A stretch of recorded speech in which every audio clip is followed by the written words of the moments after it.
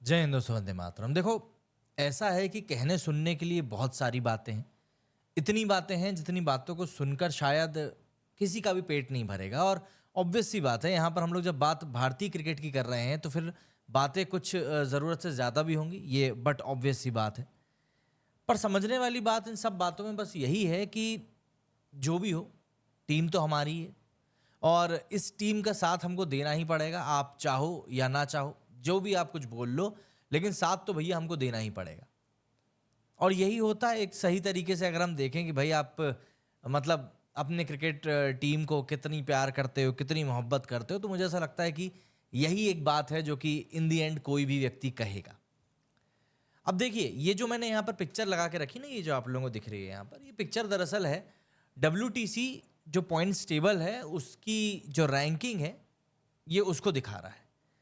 ये मैंने इसलिए लगाई है कि जितने भी लोग आज ये बोल रहे हैं कि भैया 46 के ऊपर आज टीम इंडिया ऑल आउट हो गई और शुक्र मनाओ कि कम से कम 36 का स्कोर तो पार कर लिया, ये उनके लिए है कि भाई अभी भी टीम इंडिया ही टॉप पर बैठी हुई है। और देखिए, रविंद्र जडेजा ने मैच के बाद में एक बहुत अच्छी बात कही। उसने कहा कि यार, आप 365 दिन क्रिकेट खेल रहे हो और ज़रूरी नहीं है कि 365 में से 365 क्रिकेट वाले दिन ही आपके लिए एकदम बेहतरीन और अच्छे निकल कर आएंगे। ऑब्वियस सी बात है, एक ना एक दिन तो बुरा आएगा और हो सकता है कि ये आज का वही दिन रहा हो। दूसरी बात, रोहित शर्मा ने जो प्रेस कॉन्फ्रेंस करी उसमें बंदे ने सबसे पहले इस बात को एडमिट किया कि भाई मुझसे गलती हुई है, जो जजमेंट मुझे करना चाहिए था पिच को लेकर वो मैंने गलत किया है और इस बात के लिए मैं माफ़ी चाहता हूँ। देखिए, मैं जानता हूँ इस बात को भुला देना शायद इतना आसान नहीं होगा, लेकिन इन दी एंड हमको ये नहीं भूलना चाहिए कि ये क्रिकेट ही है। हर टीम यहाँ पर जीतने के लिए खेल रही है और अगर हमारी टीम में कप्तान सामने से आकर ये बात एडमिट कर रहा है कि नहीं गलती हुई है, तो एटलीस्ट हम इतनी कर्टसी तो कर सकते हैं कि हम बोलते हैं चलो ठीक है, कम से कम माना तो सही, एक्नॉलेज तो किया कि हाँ यार मुझसे कुछ गलती हुई है। वरना हम तो ऐसे कप्तानों को भी देख चुके हैं अतीत में जो इस बात को एडमिट करने का ही मादा नहीं रखते थे कि नहीं भैया हमसे कुछ गलती हुई। इस बात को समझना दरअसल बहुत ज़्यादा ज़रूरी है कि टीम इंडिया जिस कंडीशन में आज खेली है, जिन परिस्थितियों में आज टीम इंडिया खेली है, वो ऐसी परिस्थितियां थी जिनमें कि टीम इंडिया बहुत कम अच्छा परफॉर्म कर पाती है। मतलब आज का अगर आप सुबह का सेशन देख लें और आप इंग्लैंड के किसी भी मैच को उठाकर देख लें तो आपको ऐसा लगेगा कि आज बेंगलुरु का मैच इंग्लैंड में ही हो रहा था। बॉल सीम कर रही थी, बॉल स्विंग कर रही थी और इतिहास गवाह है कि जब भी बॉल सीम और स्विंग करी है तब तब भारतीय बल्लेबाजों को परेशानी हुई है, फिर चाहे वो कितना ही बड़े से बड़ा बैट्समैन भारत का क्यों ना रहा हो। सबसे बड़ा जजमेंट जो इनसे फेलियर हुआ वो यही हुआ कि ओवरकास्ट कंडीशंस में भी इनको ऐसा फील हुआ कि पिच क्योंकि अंडर कवर थी तो पिच तो एकदम ड्राई और फ्लैट रहेगी। मतलब ये लोग एडमिट कर रहे हैं, रोहित शर्मा ने इस बात का एडमिट किया है कि भाई कुलदीप यादव को हमने खिलाया ही इसलिए क्योंकि वो फ्लैट सरफेस के ऊपर विकेट निकाल लेता है और हमको पिच देखकर ऐसा लग रहा था कि भैया पिच जो है बहुत हार्ड है, इसीलिए हमने कुलदीप को खिला लिया कि भैया ये विकेट निकालेगा। और सबसे बड़ी दिक्कत तो ये हुई थी कि अगर टीम इंडिया टॉस हारी होती ना, तब भी थोड़ा थोड़ा समझ में आता कि यार इनको जो है बैटिंग करनी पड़ गई। रोहित शर्मा ने टॉस जीता था और टॉस जीतने के बाद में इनने बैटिंग चुनी थी और इनका कॉन्फिडेंस था अपने बल्लेबाजों के ऊपर कि 1-1.5 सेशन की बात है, उसके बाद वो निकल जाएगा तो बैटिंग आसान हो जाएगा। और वही हुई भी। 32 ओवर्स की इंडियन इनिंग्स थी जिसमें कि इंडिया 46 के ऊपर ऑल आउट हो गई। एंड उसके बाद में जब न्यूजीलैंड बैटिंग करने के लिए आया, तब बैटिंग बहुत ज़्यादा ईजी हो चुकी थी, बहुत ज़्यादा ईजी हो चुकी थी। तो ऑब्वियस ही बात है, हर एक के मन में यही था कि यार सडनली क्या वाकई में इतनी आसान हो गई पिच खेलना। तो अगर आप ध्यान से देखेंगे तो आपको दिखाई देगा कि जब न्यूजीलैंड की पारी शुरू हुई तब वहां पर धूप निकलना शुरू हो चुकी थी और by the end of second session धूप अच्छी खासी आ चुकी थी। ग्राउंड और पिच एकदम ड्राई हो चुका था, हवा में जो मॉइस्चर था वो गायब हो चुका था। तो ऑब्वियस सी बात है, सीम बॉलर्स को वो हेल्प मिली नहीं। रही सही कसर हमारे स्पिनर्स ने पूरी कर दी जब उनको भी उतना परचेज नहीं मिल पाया। और थोड़ी बहुत कसर बची थी तो भाई हमारे कप्तान साहब ने ही 2 कैच छोड़ दी। तो ऐसा है कि टीम इंडिया का और वो ऋषभ पंत को जो टखने पे चोट लग गई। बेसिक सी बात यह है कि आज टीम इंडिया का जो दिन रहा है ना मैदान में, वो ऐसा दिन रहा है जिसको कि कोई भी टीम भुलाना चाहेगी, कोई भी टीम। क्योंकि आप नहीं चाहेंगे कि आपका दिन मैदान के ऊपर ऐसा जाए जिसको कि देखने के बाद में आपको बाद में लगे कि नहीं यार ये हमने क्या ही किया है। बहुत बहुत बेकार दिन गया है आज टीम इंडिया का मैदान में और इसी को लेकर काफ़ी बातें भी हो रही हैं मीडिया में। तो जो न्यूज़ बन के आई है कि भैया रोहित शर्मा की कप्तानी वाली भारतीय टीम इस समय न्यूजीलैंड के खिलाफ 3 मैचों के टेस्ट सीरीज का पहला मुकाबला बेंगलुरु में खेल रही है और भारतीय टीम पहली पारी में सिर्फ और सिर्फ 46 रन पर ऑल आउट हो चुकी है। टीम 92 सालों के अपने टेस्ट इतिहास में पहली बार अपने घर में, 92 मतलब 92 ईयर्स के इंडियन क्रिकेट के इतिहास में पहली बार टीम इंडिया अपने घर में इतने कम स्कोर के ऊपर ऑल आउट हुई है। सबसे लो स्कोर है।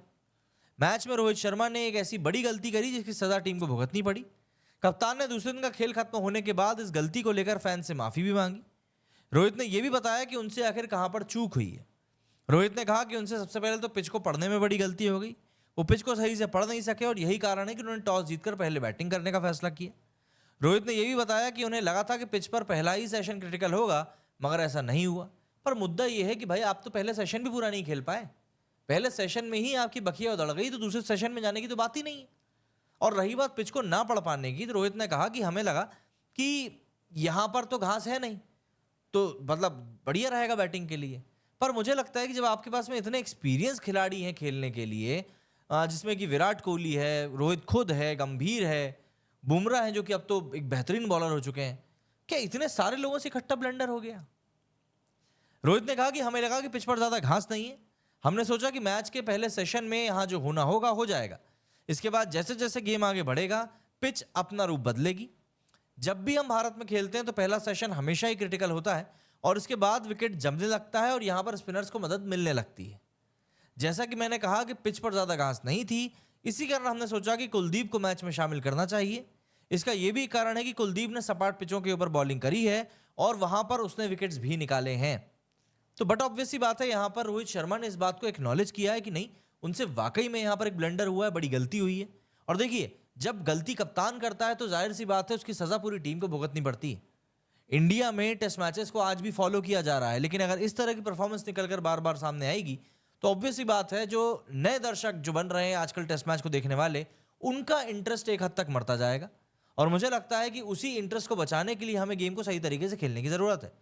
गौतम गंभीर ने कल मैच के एक दिन पहले प्रेस कॉन्फ्रेंस में कहा था कि हम एक ऐसी टीम है जो एक दिन में 400 रन भी बना सकती है और अगर हमारा दिन नहीं रहा तो हम एक ही दिन में 100 रन के अंदर ऑल आउट भी हो सकते हैं। और मुझे नहीं पता था कि इनकी ये बात जो है वो इतनी जल्दी प्रासंगिक सिद्ध हो जाएगी कि टीम इंडिया इतनी जल्दी ये बता देगी कि लो भैया हम तो ऑल आउट हो गए, वो भी 46 के अंदर। मैं लिटरली आपको बता रहा हूं कि दोपहर में जब मैं वीडियो बना रहा था ना, स्ट्रीम करने वाला था, तब मैं बस वेट कर रहा था कि यार टीम इंडिया कम से कम 50 रन पार कर ले, कम से कम 50 रन पार कर ले। और मेरे पेज पर तो फिर वो पाकिस्तानी ट्रोलर्स ने भी आना शुरू कर दिया कि भाई तुम तो पाकिस्तान टीम को इतना ट्रोल करते रहते हो, तुम्हारी खुद की टीम तो 50 रन बना नहीं पा रही।